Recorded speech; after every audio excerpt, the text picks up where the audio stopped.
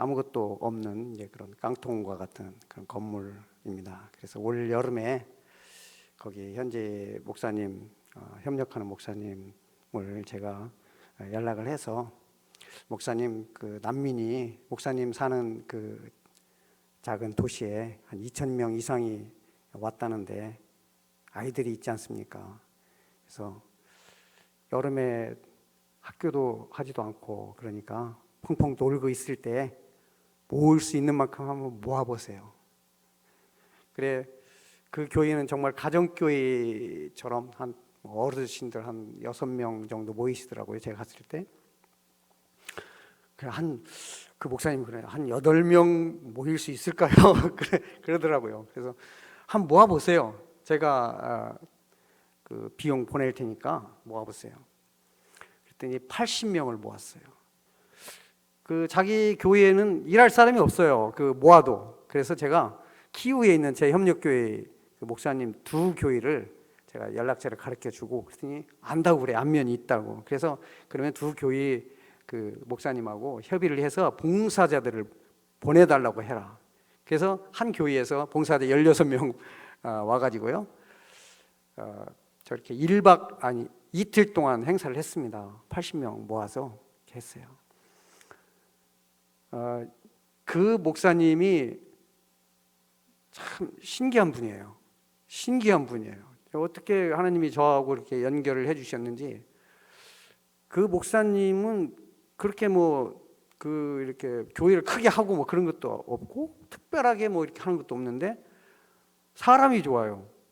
그래서 아는 분이 그 지역의 아파트를 60채짜리 아파트를 4층 건물을 짓고 있는데 2층까지 짓고 중단한 것을 이 목사님한테 주고 네가 해라. 그래서 지금 아는 사람하고 같이 해서 3층 정도 지금 짓고 있다고 그래요. 그리고 저 아까 그 반지하의 지상 4층에 빨간 벽돌로 지은 아주 정말 좋은 중앙에 그 도시 중앙에 그것을 3년 전에 그 아는 분이 자기를 주었대요. 쓰라고. 근데 돈이 없어서 내부 시설을 전혀 못하고 저 상태로 있는 거죠. 그래서 제가 아이들 모으고 나서 거기서 한번 그 안에서 할 수 있으면 해봐라. 그랬더니 한번 해보고 아이들이 별로 그 깡통 같은 데 들어가서 안 좋으니까 그냥 그 호수 주변에서 계속 모이고 있어요. 지금도. 그런데 요새 춥지 않습니까? 그래서 지금 제가 거기도 기도하고 있습니다. 그런데 그 목사님이 또 아까 기숙사 나왔죠. 그 기숙사 건물을 또 관리 운영하는 그 권한을 가지고 있어요. 자기한테 그 권한이 부여가 됐대요. 자기 것은 아닌데 그 권한이 있어요. 그래서 저기에 방을 30개를 사용할 수 있고 따로 식당이 있는 그런 3층짜리 건물이에요. 저런 건물 한번 지으려고 해도 건축비만 해도 감당이 안 돼요. 생각할 수도 없는 거죠. 예. 그런데 그게 있다는 거예요. 와, 제가 듣고 2014년도부터 우크라이나에 내전이 일어났습니다. 동쪽에 2개 주에 다네츠크와 루한스크. 그때부터 발생된 난민이 아직도 집이 없어요. 그러고 살고 있는 사람들이 이번에 2번째 피난 간 사람들도 많습니다. 우크라이나 내에. 그런데 이번 이 전쟁은 어마어마한 전쟁이거든요. 다행히 땅을 다 회복한다면은 그래도 돌아가서 뭐라도 나무떼기 하나라도 꽂을 만한 땅은 있지만 만약에 저게 다 회복이 안 된다면 어마어마한 난민이 집 없는 난민이 발생하거든요. 그러니까 저 30개의 방을 이렇게 샤워실, 화장실, 그다음에 작은 이렇게 주방 가구 이렇게 해서 한 가정이 들어갈 수 있다면은 최고의 그 호텔과 같은 곳입니다. 근데 시설이 지금까지 사용을 안 해서 낡은 부분들이 다 있는 거예요. 그래서 그걸 사용하자 이렇게 해서 기도하면서 제가 지금 시작을 했어요. 부팅을 했습니다. 그랬더니 이 목사님이 전기세에 관한 그 계약을 이전 계약보다 싸게 계약을 해야 된답니다. 그것을 신청해놨고 그 다음에 상하수도 연결을 점검하고 해서 아까 포크레인으로 작업하는 것들 이 목사님이 시작했어요. 그래서 그 목사님이 스타트 해놨기 때문에 제가 이제 물질을 이제 부팅을 했습니다. 보내기 시작했어요.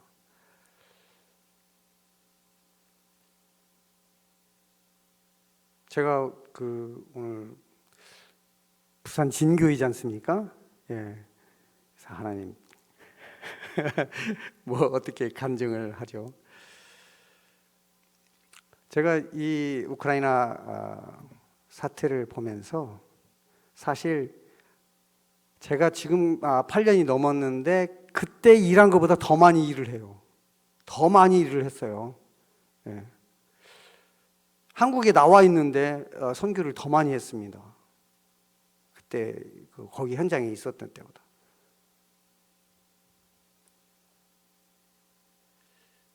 주님이 저에게 이 말씀을 주셨어요.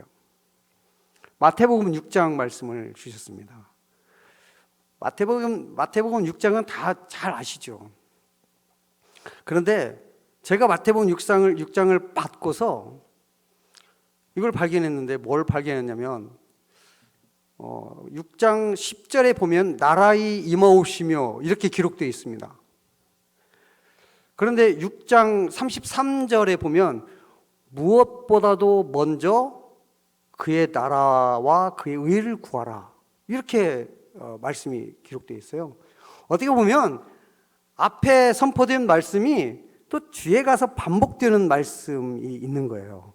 이게 그러니까 하나님의 나라가 두 번 기록이 된 거죠. 그러면서 19절부터 24절까지 사이에 재물과 하나님을 섬기는 것에 대해서 기록되어 있습니다. 그래서 이 연관선상 속에서 하나님의 나라가 임하고 하나님의 나라를 구하는 것에 최대의 방해물이 뭐냐? 그게 바로 재물이라고 하는 것입니다. 재물을 섬기는 것. 그러면서 주님이 그 재물을 땅에 쌓지 말고 좀과 도둑이 들지 못하고 썩지 않는 하늘에 재물을 쌓아라. 여러분, 재물을 쌓는 이유는 뭐일까요? 재물을 쌓는 이유는 내가 무엇을 먹을까, 무엇을 마실까, 무엇을 입을까에 대한 염려에서 나옵니다. 그래서 재물이 필요한 거예요. 그런데 30절에 보면 공중에 나는 새 들풀에 대해서 이것들도 다 하나님께서 입히시는데 먹이시고 입히시는데 하물며 너희일까 보냐 믿음이 작은 자들아 이렇게 주님이 말씀하세요.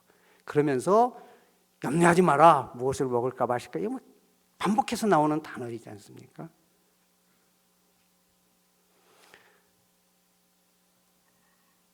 먹고 마시고 입을 것에 대한 염려는 사람이 하는 것이 아닙니다. 특히 믿음의 사람이 하는 것이 아니에요. 그것은 내일이 염려한다고 마지막 34절에 기록되어 있습니다. 믿음의 사람이 하나님의 나라가 임하기를 그리고 그 나라를 구하고 그의 의를 구하면 먹을 것, 입을 것, 마실 것 이것은 하늘 아버지께서 다 아신다는 거예요. 그리고 그것은 그냥 옆에 놓아주신다는 것입니다. 옆에다가 놓아주시는 것을 왜 구하느냐 이 말입니다. 염려하여서. 다 부모님들은 다 아시지 않습니까?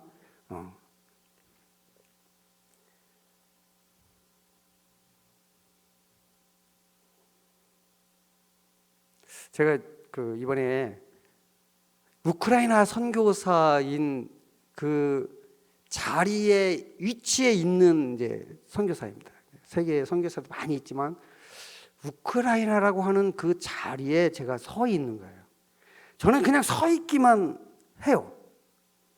그런데 우크라이나라고 하는 그 나라의 선교사라고 하는 의미에서 저에게 그 우크라이나를 향한 사랑을 계속 보내주세요. 그리고 저를 불러주시고. 그래가지고 재물이 이렇게 쌓였어요. 지금도 쌓여 있어요, 제 통장에. 그러면 저는 그걸 이제 어디로 보내야 되는지 이렇게 보냅니다. 제가 이 일을 그 자리에 서 있으면서 하나를 봤어요. 뭘 봤냐면, 내가 어떤 그 하나님이 원하신 자리에 있으면 하나님이 주신다는 거예요. 저 한 번도 그게 전화한 적이 없어요. 저 좀 불러서 좀 세워주십시오. 이렇게 한 번도 한 적이 없어요. 그런데 하나님이 저가 있는 자리에 보내주시는 거예요. 그래서 제가 놀랬고, 그 다음에 제가 이제 그 받은 것을 이렇게 보내야 되지 않습니까? 이 보낼 때 제가 깜짝 놀랐어요. 내가 여기는 보내야 되고 여기는 보내면 안 돼. 여기는 보내야 돼. 여기는 보내면 안 돼가 답이 나오기 시작하는 거예요. 그런데 그때 제일 먼저 안 되는 사람이 있어요. 그 사람은 뭐냐면, 저에게 돈을 구하는 사람은 안 됐어요. 한 번도 안 보내줬어요. 돈을 구하는 사람. 그런데 뭘 구하는 사람이냐면, 자기 형편을 말하는 사람, 자기의 삶을 말하는 사람. 그런데 그 말하는 중에 여긴 보내야 되겠네. 제가 그 마음이 가는 거예요. 그래? 그러면서 그 필요를 제가 보내주고 있는 거예요. 그러면서 제가 몸서리가 쳐지는 거예요. 우리 아버지 하나님이, 내가 아버지 하나님이 원하시는 그 자리에 있을 때 무한한 자원을 가지신 아버지께서 그냥 보내주시는구나. 이미 창고에 준비가 돼 있었구나. 제가 이걸 느끼면서요, 제가 깜짝 놀랐어요. 내가 제대로 서 있어야 되는구나. 내가 하나님의 나라를 보고 봤다면 그 하나님의 나라에 들어가서 내가 서 있으면 되는구나. 그러면 하나님이 무한하신 자원을 거기에다가 부으시는구나. 지체 없이 부으시는구나. 제가 이걸 느끼면서 우리 아버지 하나님은 무한하신 분이시고 이미 다 준비가 되어 있으신 분이시구나. 제가 오늘 그 부산 찐교회 요새 찐 뭐 이렇게 나오지 않습니까? 진교인데 제가 찐교회라고 이렇게 한번 불러봤어요.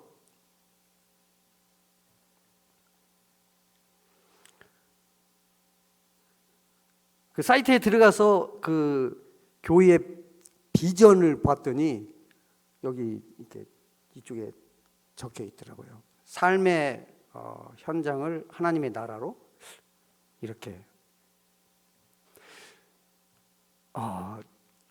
그 자리에 한번 보여주신, 하나님이 보여주신 그 자리에 보여주셨다면 그 자리에 과감히 들어가십시오. 그냥 과감히 들어가셔서 그 자리에 서 있으시면 하나님이 부활하신 하나님의 자원, 그 능력으로 부어주실 것입니다. 하나님이 먼저 부어주셔야 해요. 와.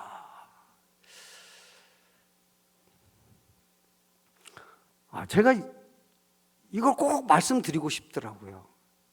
이 부분에 있어서. 물론 선교사로서 제가 이제 만 9년 돼 가는데 저희 선교사의 삶 속에서도 물론 그런 것들을 경험했는데 이번 경험은 정말 남달랐어요. 정말 받고 흘려보내는 위치에서 받았기 때문에 그렇습니다. 제가 하나님의 그러면 의의는 무언가?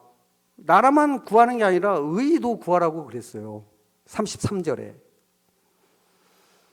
그런데 그 하나님의 의에 반대되는 것은 사람의 의입니다. 사람의 의. 하나님의 의를 어떻게 설명하기가 애매하지 않습니까?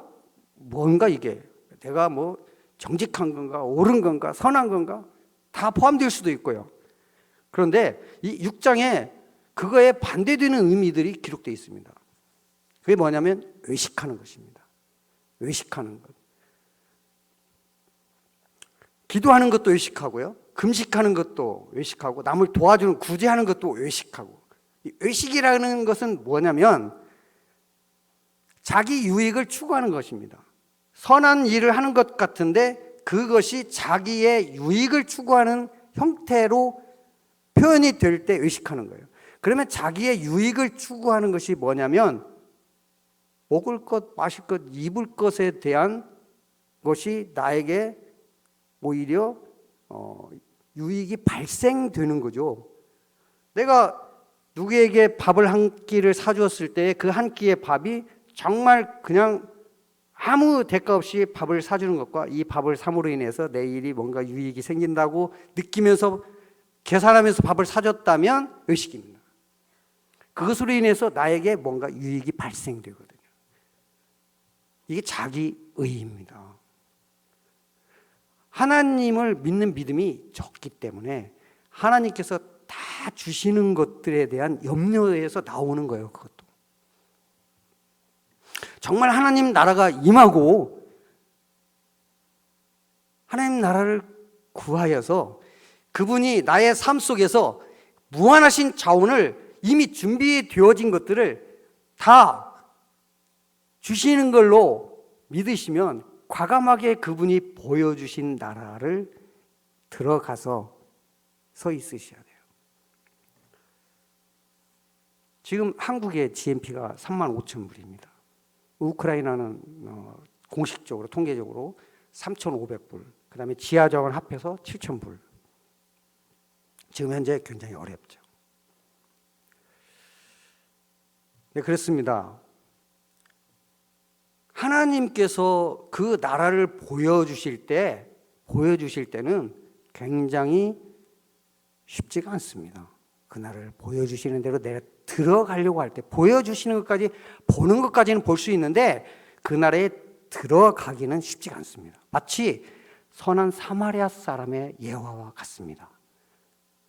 대제사장도 지나가고 레위인도 지나가는 그 나라를 보고서도 지나가는 수가 있습니다. 그런데 그 나라를 보여줬다면 그 나라에 들어가야 되는 것입니다. 서 있어야 되는 것입니다. 그러면 하나님이 놀랍게 그 사람에게 복을 주시는 것입니다. 모든 필요를 다 채워주시는 것입니다. 저는 한국의 풍요로움을 봐요. 너무 풍요로워요. 상대적으로 빈 공간밖에 없어요. 정말 풍요롭습니다. 바라기는 하나님 나라에 쌓는 일에 대해서 열심을 냈으면 좋겠어요, 한국이. 그러면 한국이 전 세계를 섬기는 나라로 손색이 없습니다. 한국 안전합니다. 섬길 수만 있다면 한국의 이 풍요로운 것을 하나님이 주신 것으로 전 세계를 섬길 수만 있다면 그 길이 열려지고 열어간다면은 북한의 위협은 아무 문제가 없습니다. 이 섬김이 그 하나님 나라가 우리 한국 땅의 이 교회로부터 모든 기관들이 그렇게 들어가고 하나님이 부어주시는 축복이 있기를 간절히 소망하면서 우크라이나의 현실 속에서 우리가 그게 멀리 있는 것 같은데 내 현실로 기도 가운데서 하나님 나라를 보게 하시고 들어가게 하시는 놀라운 일들로 부산 찐교회에서 있기를 간절히 소망합니다.